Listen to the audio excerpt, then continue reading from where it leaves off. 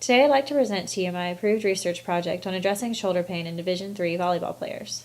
This quality improvement project was implemented at East Texas Baptist University by myself, Mary Megan Smart, under the advisement of Dr. Bart Anderson. This presentation will give an overview of the problem and background of the project, summarize how the PDSA cycle is used to help problem solve, and give a hindsight viewpoint of the lessons and limitations learned in the process before concluding. This project started with noticing the high frequency of shoulder pain on the volleyball team. During the 2016 to 2017 school year, 13 of 16 players reported shoulder pain at some point of the year. There was little documentation as many athletes would only come in when it was hurting the most, which was usually at the very busy points of the season. Many seemed to otherwise accept some shoulder pain as part of playing volleyball. This project looked to gain a better grasp of when the pain typically occurs, how much it affects the patient's quality of life, explore what contributes and can be done about this pain, and implement a system which is more preventative and active than passive and reactive. To give you an idea of the setting, East Texas Baptist University is a Division III private institution with 3 full-time athletic training staff members and 2 graduate assistants. The associate athletic trainer with volleyball, which is me, is also the primary athletic trainer for softball and cheer. Last year, approximately half the volleyball team came in for rehab at any given point of the year. Part of this was a cycle of shoulder pain, which would return whenever they would resume athletic activity, whether in the fall or the spring. Considering the travel for softball and the load of new injuries each year brings, it's more ideal to head off these shoulder injuries sooner than later and not multiple times a year. In order to formulate a plan, the PDSA cycle was used, with the first step being the planning phase. In this phase, research was searched and shifted through to answer questions such as, what puts athletes at risk of shoulder pain? What are sport-specific contributions to the problem? What can be done to solve these issues? And where is the current system lacking? In order to address the issue of lapses in the current system, a system diagram was made. As you can see, athletes usually start the season with an unestablished risk of shoulder injury. And then we have preseason, where there's a sudden increase in activity. They either have issues or don't. Some of the ones who have issues, they just accept it as part of the sport and it may or may not get documented. I may never know about it. Or some of them choose to receive treatment. The season continues to go on with a lot of reps, and we either return people back to play or they continue to have issues. Some make it through the entire season and then they will just repeat the cycle from the beginning. The question is, where in this process can we reach out to the athletes and take care of the issues so it doesn't just become a cycle of increases in activity and pain. When looking through the literature, there are many factors associated with the occurrence of shoulder pain. The goal is to use these factors to identify which athletes are at highest risk and to address underlying physiological issues which may be contributing to shoulder pain. Of these factors, the most notable for screening was a history of previous shoulder pain. According to Fortham et al., volleyball players with a history of shoulder pain are at 9 times greater risk of having it again compared to those with no history of shoulder pain. Other factors such as scapular dyskinesis, fatigue overload, decreased total arc, and humeral head migration can be used to both evaluate and formulate prevention plans to make athletes less susceptible to shoulder pain. Once we had an overview of the current system and understood the nature of shoulder pain a little better, next up was taking a closer look at the level of patient care. There was little data to look at from the previous year, and for the project and future cycles to be more successful, there needed to be more data. When pain was brought up mid-season, timing was an issue. The nature of shoulder pain being more vague and insidious made it its way through the current documentation protocol, since it didn't have a mechanism of injury and sometimes would even just present as soreness from the start. There were no patient-reported forms available, and sometimes athletes simply didn't report pain. These were issues that needed to be addressed in order to grasp really what was going on with our shoulder pain in the athletes. When we put it all together, it was determined that the first intervention needed to happen before the athletes arrived on campus.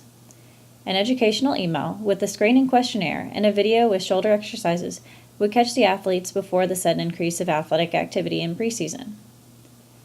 This should encourage proper conditioning and also help with fatigue overload. Total arc range of motion being measured once they arrived, and then at the mid-season and end-of-season points, would give us both a baseline and an idea of how the season itself affected this risk factor. Shoulder monitoring questionnaires given weekly and then biweekly would address the issues of unreported shoulder pain. And finally, a pre-practice prevention protocol would use stretches and exercises to target common physiological factors such as scapular dyskinesia, humeral head migration, and total arc range of motion. As this system diagram shows, the new system is much more intentional than the previous one. While it makes for a very busy diagram, the streamlined protocols and early interventions make for a much smoother season with a better informed clinician and improved patient care. So after the design was made, it was time to take action to make it possible. In the do phase of the PDSA cycle, we started with a preparation stage. In this phase, we talked to stakeholders such as coaches and athletic training students. Coaches approved of using the time at the start of practice for the prevention program, and athletic training students were taught about monitoring the exercise program and were instructed on measuring total arc range of motion. The screening questionnaire was created and then sent with the email as planned, and the shoulder monitoring form was also created in this preparatory stage.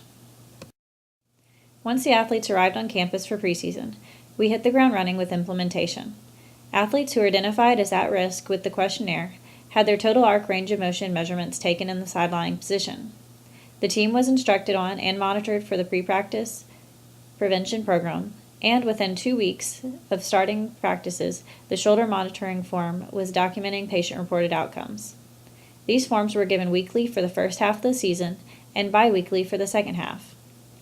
Then at mid-season at 4 weeks and end of season at about 10 weeks, total arc range of motion measurements were repeated. After going through the first year with the new system, it was time to take a step back and look at how well it worked. Now that we had data and a practical viewpoint of the way the system worked, it was time for the study phase. Did it work? Where are the weaknesses? Was it beneficial for the patient? In order to look at these things or answer these questions, we had to look at the STEEP principles. Was it safe, timely, effective, equitable, efficient, and patient-centered?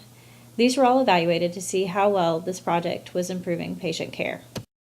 When looking at the question of did it work, tables were created to show the progress throughout the season. The first table shows the total arc range of motion. Since we wanted to decrease the difference between the total arc range of motion of the dominant and non-dominant shoulders, we can see that all hitting positions improved with the measurements being closer at midseason and postseason than baseline measurements. There was a hike towards the end of the season, especially for middle blockers, which may need to be addressed in the next PDSA cycle. One thing that caught me off guard was the surprising number of athletes who arrived on campus with shoulder pain, even in daily life. After implementing the pre-practice program, however, there was a 50% decrease in shoulder pain reported in daily life and in sport. There were several small hikes throughout the season, with the biggest at the very end of the season. Again, noting these increases in pain will be important for the next PDSA cycle. An important part of the study phase really goes back to what could be better and what can we improve on for the next year. In reflecting on this, a few things stood out. The preseason screening and email could be sent out sooner to be more timely. The forms were quite lengthy, which is not surprising for me. I always want to know as much information as possible, but they got repetitive and ultimately aren't as efficient as they should be. Some interventions need to be taken into account and measured for effectiveness. I used kinesio tape for shoulders with decreased range of motion during the preseason, but no data was gathered to show how this affected shoulder pain or to show how cost-efficient this tactic is. In terms of limitations, some things couldn't be helped. Pre-existing injuries such as rotator cuff tears and long thoracic nerve injuries need more than a prevention protocol. We were also limited by the effects of other time loss injuries such as ankle sprains and the small number of athletes on the team from which to gather data. The final phase of the PDSA cycle is to act. That means we're going to use the information from the study step to update the system and fine-tune things for next year so that we can repeat the process and become more successful each year. We can also act on a spread plan to provide better care for more than just the volleyball team.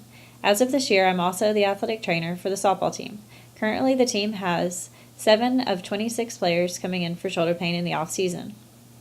An additional PDSA cycle will be necessary due to the differences between the sports, but I'm happy to have the base concepts and practical experience from this project to give me a jump start.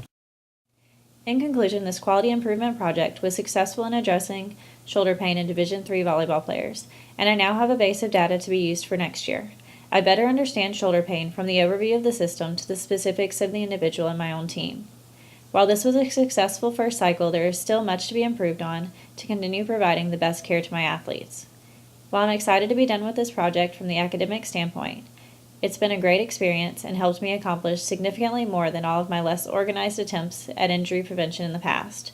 Thank you for taking the time to listen to this presentation, and a special thanks to all the incredible professors I've had here at AT Still University.